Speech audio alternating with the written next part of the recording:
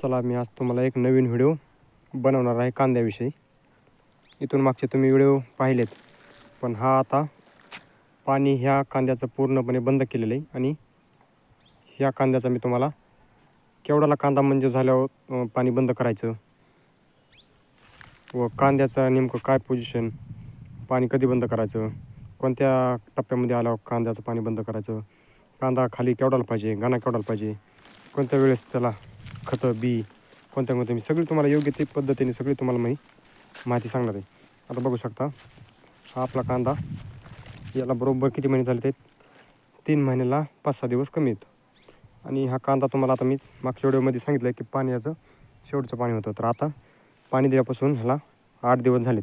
8 दिवसामध्ये रान म्हणजे तुम्हाला असं वाळल्यामध्ये झाले. तुम्हाला दाखवतो प्रयत्न करतो मी. हे बघा आपला कांदा साधारण, हे बघा पाणी दिल्यापासून आपला कांदा एवढा झाला. हे बघा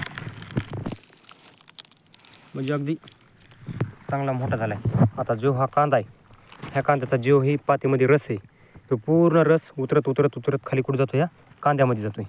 तर हे कांदा आता एवढा मोठा असा कांदा होतो आहे. त्याचं पाणी अजून जर बंद केलं नसतं तर हे गाणा वाढला असता आपला. आधीच एवढा गाणा आहे आणि अजून पाणी नसतं बंद केलं तर मोठा गाणा झाला असता आणि ह्याची पात वरती वाढत गेली असती.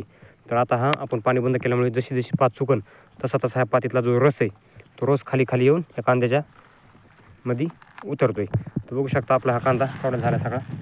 हे बघा अगदी मोठाला झालेला कांदा. आणि आता ह्याची पूर्ण रस खाली उतरायला सुरुवात झाली.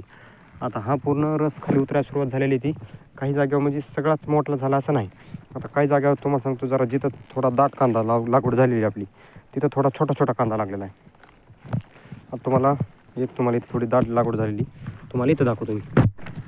इकडं बघा, इथं थोडा दाट, तरी पण हा गारवेनी आणि यातल्या रशीनी हा पण कांदा हा बघा मोठाला होतोय. हा कांदा कमी जास्त एवढाला झाला आपल्याला, एवढाला, तरी खूप मोठा होतोय. ह्याच्या रसाने हे कांदा अगदी भरभक्कम पकतोय. आणि जिथं थोडा पातळ कांदा लागवड झालेली आपली त्या भागामध्ये बघू शकता एकदम कांदा असा तरबेजदार आणि लाल भडक. हा गावरान कांदा असल्यामुळे थोडा ह्याला 3 महिन्याचा टाईम लागलेला आहे. जर हाच कांदा पुढ्यातल्या बियाचा असता तर आतापर्यंत काढायला आला असता महागल्दीच. 2 ते 2.5 महिन्यात लय झालं ह्याला.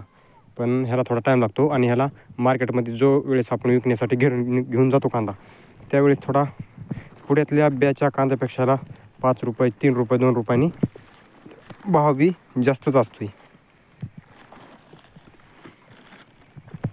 हे बघू शकता ह्याचं पाणी पूर्णपणे आता बंद केलेलं आपण. तुम्हाला मी मागचा व्हिडिओ बनवला होता त्याच कारण होतं, ह्याचं पाणी शेवटचं होतं. आणि आता हे पाणी बंद झालेलं आहे. हे पूर्ण सगळा रस खाली उतरल्याच्या नंतर हा कांदा बघा. तुम्हाला मी शेवटी एक व्हिडिओ बनवणार आहे, त्यामुळे आपल्या व्हिडिओला लाईक आणि कमेंट मारीत चालत जा. तुम्हाला व्हिडिओ कसा वाटला ते कमेंटमध्ये मला जरूर नक्की सांगा. धन्यवाद.